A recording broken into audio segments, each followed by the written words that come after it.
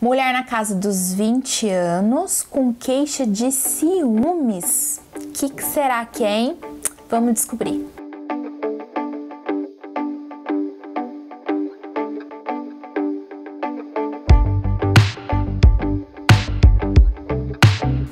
Queridos, tudo bem? Sejam bem-vindos a mais um vídeo do quadro Estudo de Caso. Seja muito bem-vindo aqui no canal, aproveita para já dar aquele like, se inscreve, ativa o sininho para receber os vídeos em primeira mão e corre lá para as minhas outras redes sociais, como o Instagram, por exemplo, que eu posto bastante conteúdo. Comentários vocês já sabem, né? Podem tirar as dúvidas, se vocês tiverem também algumas sugestões de casos, deixem aqui também nos comentários que eu farei questão de responder vocês. Bom, o caso de hoje... Nossa, vocês não têm noção. Também é um caso muito recorrente, muito comum e de alta procura em consultório. Ciúmes. E engane-se se vocês acham que é só mulherada que procura terapia para isso, né? Não. Homem também. Caso de ciúmes, na verdade, como vocês estão careca de saber aqui no canal, a gente sempre tem que analisar todo o contexto. Então, a partir do momento que uma pessoa chega no consultório e relata que ela tem ciúmes, ela tá com muita dor. Então, a gente sempre tem que levar em consideração que a pessoa que procura ajuda, ela tá realmente precisando de ajuda. É muito incomum a gente receber em consultório que a pessoa acabou de ter uma treta e procurou ajuda. Normalmente, isso percorre por muito tempo até ela pedir socorro para alguém. Ou ela vai pedir ajuda para amigo antes, para família e depois que vai lembrar que existe um profissional capacitado para ajudá-la nesse tipo de contexto. Então, a partir do momento que eu recebo uma pessoa, tanto homem quanto mulher em consultório com esse tipo de demanda, a primeira coisa de tudo é escutar. Então, a gente precisa entender o que está sendo mais palpável ali, porque existem níveis de ciúme, existem tipos de contexto de ciúme. É uma pessoa que já está verificando o celular? É uma pessoa que já entrou num relacionamento abusivo? Será que ela já foi traída e por isso ela tá fazendo isso por justiça? Será que ela tem um repertório familiar ali muito persistente e que ela aprendeu esse tipo de conduta familiar da mãe ou do pai e tá reproduzindo esse comportamento no atual relacionamento? Então são muitas variáveis, mas o estudo de caso de hoje é especificamente de uma pessoa que procura ajuda por um contexto de ciúmes. O parceiro, o namorado é muito paciente, já estão namorando uns de 5 a 10 anos mais ou menos, e o que acontece? O namorado já tá tão acostumado pela ficar falando que vai terminar por crise e já não reforça mais esse comportamento inadequado. E em paralelo a isso, a cliente já identificou que ela precisa de ajuda, que realmente não tem algum motivo palpável que justifique esse comportamento de ciúmes dela, e aí foi quando ela decidiu procurar ajuda, tá? A partir do momento que essa cliente está relatando ao longo das primeiras semanas de terapia, é o que eu sempre falo para todos os clientes no consultório, inclusive vocês aqui no canal do YouTube. Toda queixa procurada em um atendimento de terapia, a pessoa sempre vai procurar a ajuda a pontinha do iceberg. E a gente tem que se aprofundar e procurar qual é a fonte que está acontecendo esse padrão de comportamento inadequado na vida dessa pessoa. Então, preciso analisar tudo. Como que é a rotina dessa pessoa, ela tem rede de apoio, como que é a relação dela com os amigos, faz tempo que ela namora, é primeiro relacionamento, não é? Já namorou antes? Quanto tempo? Quantas pessoas?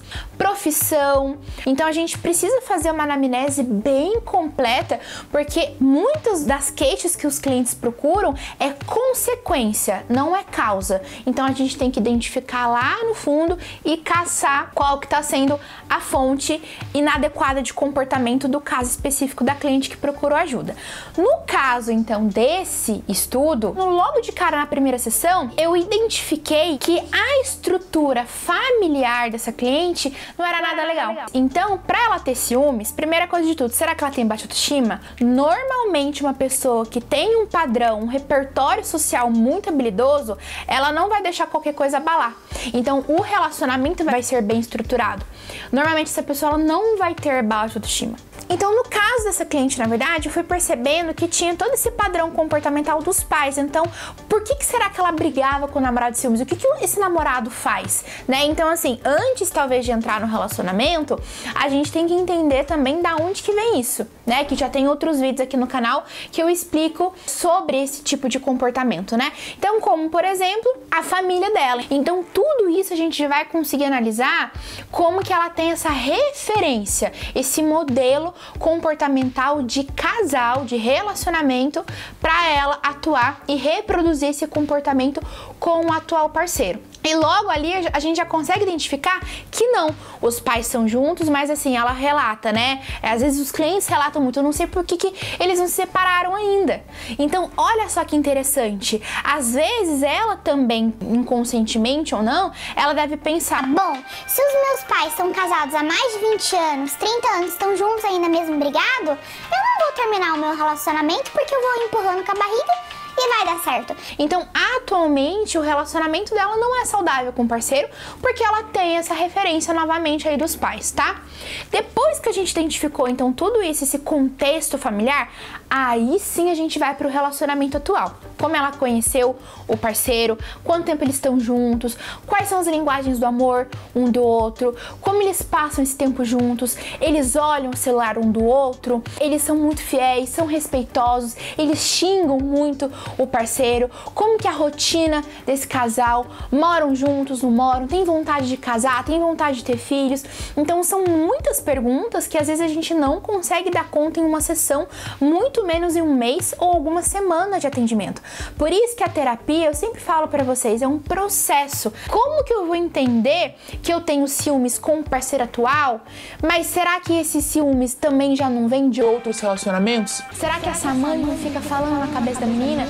Será que as amigas são má influência? Eu não sei. As variáveis ambientais são infinitas. Então, como cada atendimento é personalizado, cada atendimento é único, eu preciso entender, compreender e, mais do que isso, ajudar esse cliente ou essa cliente em atendimento que está em sofrimento a compreender tudo isso. Então, é muito importante, é muito bonito ver todo esse processo.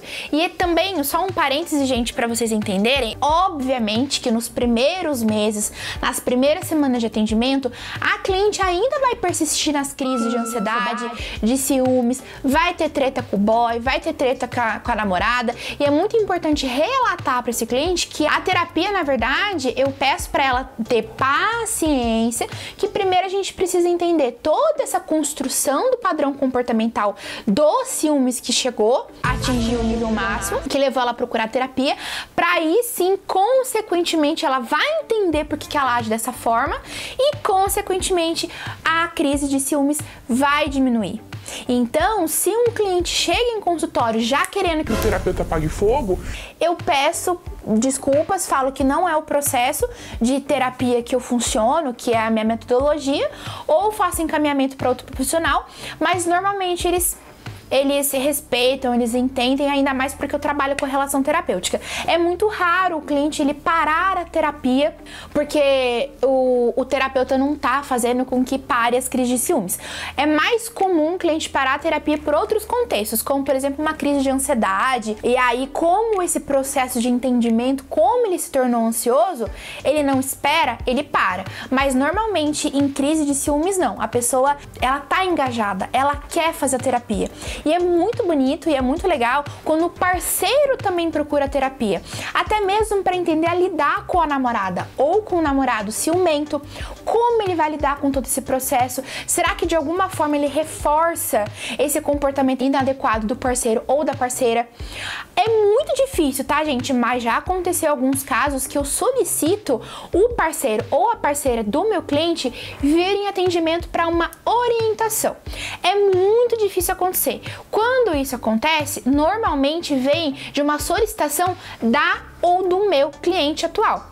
Normalmente parte dessa solicitação do cliente. Se não partir e eu ver que eu tenho essa necessidade, ou eu até mesmo explico para esse cliente, olha, o que você acha? Você gostaria, você topa de eu convidar o seu parceiro ou a sua parceira para vir aqui para um atendimento de orientação, e você explica para o seu parceiro que eu gostaria de conhecer você através dos olhos dele. Se esse parceiro ou se essa parceira não aceita vir nessa sessão de orientação, já é um ponto muito principal para mim. Não que ele seja obrigado a vir, claro que não, ele pode muito bem não aceitar, mas já é um pontapé muito interessante para mim, para eu tentar entender, será que esse parceiro é agressivo? É um relacionamento abusivo? Ele tem medo de vir aqui? Ou ele tem medo de terapia? Ele não sabe o que falar? Ou ele tem medo da namorada? Tem muitos fatores também que vão influenciar caso esse parceiro não queira topar vir para um atendimento conversar comigo. Depois que eu tive essa conversa, ou se eu não tive essa conversa, aí a gente vai entendendo, eu vou passando algumas técnicas, algumas reflexões para essa cliente fazer o controle de emoções, da ansiedade, ver quando dá, por que dá, porque quando vai acontecer essa crise de ciúmes, alguma coisa evoca, tem algum gatilho que vai acontecer, né? Então, como eu trabalho com análise de comportamento, a gente prevê a crise. Eu peço para essa cliente anotar quando aconteceu. Às vezes, gente, pode ser gatilhos muito simples e acabam sendo crise de ansiedade, pode ser transtorno de obsessão, pode ser psicopatia, pode ser referência de algum lugar, ela escutou alguma coisa, ela foi influenciada por uma amiga, até um filme que ela assistiu pode evocar, ela pode ter tido traumas do passado, como traição, por exemplo, ela pode verificar ali naquele momento que o pai tá brigando com a mãe, isso evoca algum comportamento de insegurança nela para poder ter as crises de ciúmes, tá? Depois que então a gente fez toda essa identificação de palpável com as técnicas e reflexões com essa cliente, consequentemente o comportamento dela vai melhorando. Então é muito interessante a gente observar e personalizar o atendimento para cada pessoa, porque cada ser humano é único, cada caso é um caso, então a gente precisa analisar todos os tipos de contexto e as variáveis ambientais. Alguns dos casos, gente, é muito difícil isso acontecer, mas acontece. Às vezes a pessoa vem para consultório obrigada porque o parceiro não aguenta mais ou deu um ultimato, tipo, ou você procura terapia ou a gente termina. É muito mais delicado esse tipo de caso porque a pessoa, ela não acredita que ela tá em crise de ciúmes ou ela tá muito com o parceiro, ou ela tá em tão desespero que ela vê a terapia como a luz no fim do túnel. Tipo, por favor, terapeuta, me ajuda. Só que daí, novamente, tem que falar. Terapia não é pra apagar incêndio, terapia é um processo de autoconhecimento. Nesses casos, algumas pessoas param a terapia, porque ela vê que não tá funcionando. Normalmente, nesses casos, eu faço a solicitação de 2 vezes por semana, porque daí, pelo menos, na primeira vez, na semana, a gente vê como que foram as crises e na outra vez, na mesma semana, a gente faz a investigação da anamnese, o famoso histórico de vida do cliente, do paciente. Então, nas minhas supervisões clínicas que eu dou para estudantes ou profissionais da área que procuram supervisão clínica nesse foco, a gente tem que entender e também treinar o psicólogo para ter esse engajamento e mostrar para o cliente, para o paciente dele, que terapia é um processo. Tô careca de falar que terapia é um processo, terapia é autoconhecimento. Bom, pessoal, o vídeo de hoje então foi esse. Espero realmente que vocês tenham gostado, que tenha aberto aí a mente de vocês para reflexão de alguns casos, que é muito interessante. E se você é estudante de psicologia ou um profissional que atende esse tipo de caso, deixa aqui nos comentários o que você achou do caso, compartilhem um pouco comigo o que você pensa sobre. Espero que vocês tenham gostado, então. Um beijo e até o próximo vídeo. Daí só me incomoda ser tudo muito pink. Eu não tinha parado pra pensar isso, que a poltrona... mas eu acho que é minha marca registrada, sabia? Que é o rosa. Não, tudo bem se é a marca registrada, mas a gente precisa vomitar pink nas pessoas. Ai, Carolina, crescendo isso, só tem coisa zoada. eu não assisto. Justamente. foi mal aí ou usa uma roupa e joga fora? Oi? Nesse caso, eu tenho que discordar de você, porque vai fazer 15 vídeos que ela tá usando a mesma roupa. Que só? Tadinho de mim. Não tem mais roupa vestida. Perfeito, aí você... A marca do futuro! Marca do futuro.